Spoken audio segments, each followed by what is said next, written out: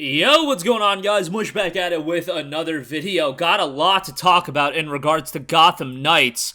Dropping this week on October the 21st, we have finally gotten system requirements, but how about this? We don't even have recommended requirements. All we get fed to us is the minimum requirements, but there's a lot to talk about with this game when it comes to the PC performance, the console performance, and a new mode that's been announced for the game. But we'll talk all about that. Gotham Knights is releasing this week. It's October 21st. What would that be? That's Friday? Yeah, it's Friday. It's releasing this Friday. $59.99. Green Man Gaming does have it 50% off for $51. I will put a link in the description box below if you want to buy it there and get the game at a little bit of a discount. Obviously, the story is Batman's dead. Now it's up to Nightwing, Red Hood, Batgirl, as well as Robin to kind of take care of Gotham City and figure out what's going on. The game is out this week. Batman is dead. A new expansive criminal underworld has swept the streets of Gotham City. It is now up to the Batman family, Batgirl, Nightwing, Red Hood, and Robin to protect Gotham, bring hope to its citizens, discipline to its cops, and fear to its criminals. From solving mysteries that connect the darkest chapters in the city's history to defeating notorious villains in epic confrontations, Gotham Knights is an open-world action RPG set in the most dynamic and interactive Gotham City yet. Patrol Gotham's 5 distinct boroughs in solo or in cooperative play and drop in on criminal activity wherever you find it. Your legacy begins now. Step into the night. The game's minimum requirements are as follow. i5 9600K. Kind of beefy there. Or an AMD Ryzen 5 3600. Kind of beefy there for a minimum CPU. But this is a next generation only title, so take it for what it is. 8GB of RAM, a GTX 1660 Ti, or an AMD Radeon RX 590. Isn't the RX 590 considerably more powerful than the 1660 Ti? Am I misremembering? Sometimes the older generations, I get lost in which GPU belongs to which generation, but that seems a little odd to me. 45GB of available storage space. This is for 1080p, 60 frames per second, low quality settings. So, 1660 Ti isn't that crazy? 60 FPS, 1080p, sounds about right. 60 FPS is the imperative there because this game will in fact be running at 30 frames per second on PlayStation 5 and Xbox Series. Remember that this game was initially scheduled to launch on Xbox One as well as the PlayStation 4. I imagine the performance on that must have been a nightmare. Now that it was noted that this is because it's a cooperative experience and the game has a big open world, a untethered cooperative experience, and a detailed open world, so I can understand it to an extent. I don't want to go down the console rabbit hole here. If you have a PC, you'll be able to play it with an uncapped frame rate, 60 frames per second, all that good stuff. But yeah, that is kind of wild, and I'm very curious to see the PC performance of the game. If you pre-order Gotham Knights, you do get the 233 custom Bat Cycle skin, so that is going to be something to note. But yeah, I mean, if you are looking to buy this game and you have a PlayStation 5 and a PC, remember that this is something that was not clarified a long time ago. It just got clarified that this game will be running at 30 frames per second on consoles, and we're talking next generation consoles.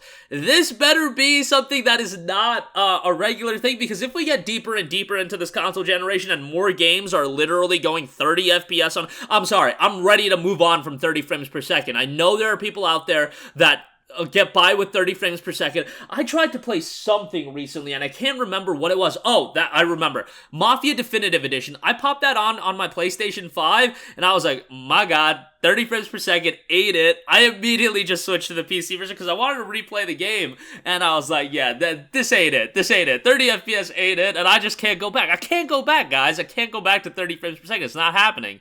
So hopefully this is just one instance of, I don't know if they had to hit deadlines. I don't know if there was something with the development of this game. Whatever the case may be, the PC version can go as high as 360 frames per second. So I really am curious to know about the intricacies of this PS5 and Xbox Series X 30 FPS frame rate lock. Maybe it's something they can lift in the future. I don't know, but it's a rather big story right now, so a lot to talk about as far as that. Let's talk some positive news with Gotham Knights. It will have a multiplayer mode. Now, Gotham Knights can be played with a friend via the 2-player online cooperative mode. That is the solo campaign. You can play, I shouldn't say solo, the cooperative campaign or the solo campaign. You can play the campaign entirely solo if you want. On November 29th, the game will also add Heroic Assault, a standalone mode supporting up to 4 players in online cooperative play. Heroic Assault is an upcoming gameplay mode that is separate from the main story campaign. The standalone mode supports up to 4 players in online co-op and provides a dedicated arena-like environment with specific objectives to complete and enemies to defeat on each floor. 30 floors total. It'll be a free update for all Gotham Knight owners, so that multiplayer component, like, I've seen multiplayer components like that before, like the floor-based do XYZ, move up a floor. Not really my cup of tea, but hey, it's gonna be a free add-on. If you're having a couple friends pick up the game as well, that's gonna be a nice little addition to the game. And again, it would be one thing if it was like a $20 expansion, but it's a free update to the game, so that's fine.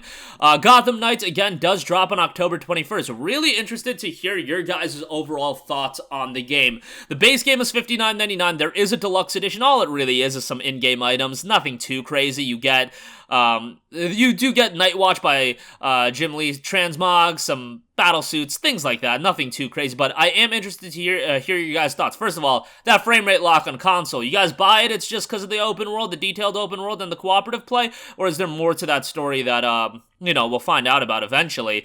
But PC, like, the system requirements, we look at the 1660 Ti, that CPU seems a little high, but this is a next generation only title, so is an i5 that crazy? I don't know, 8 gigs of RAM minimum, that's fine, that's pretty typical, and 1080p 60 FPS for that doesn't seem too crazy to me. And, like, the thing is, this game isn't like a technical masterclass by any stretch of the imagination. I would say it's a good-looking game. I would say, it's a pretty enjoyable game to look at. But then you look at titles like, Ratchet and Clank Rift Apart, Horizon Forbidden West, and those games had 60 frames per second modes. They weren't cooperative titles, so maybe that's where, some of the changes do occur. So, bear that in mind, but yeah, interesting story to monitor. I know a lot of people are of the mindset this is a game they're waiting on the reviews for, waiting to see if it'll get a steep discount during Black Friday or the holiday season. On PC, it's digital only, so like 33% off. I could see that, it getting down to that $40 range. I wouldn't see anything too steeper than that. But right now, 15% off already. You can get it for $51 at Green Man Gaming. So a lot of information really coming out about this game, particularly on 0 Hour, pretty much 0 Hour, where, the game's only less than a week away from release, and now we're getting all of this information that you think you would want the consumer to know about well ahead of time, especially in the case of that 30 FPS shenanigan going on there, because I think that's something that a lot of people, just based on social media, and I know we gotta take Twitter and all that stuff with a grain of salt sometimes, but the vitriol is definitely real right now on social media as far as that's concerned. But that's gonna do it for me. Let me know all your thoughts in the comment section down below. As always, guys, thanks for watching, and I will catch you guys in the next one. Peace out.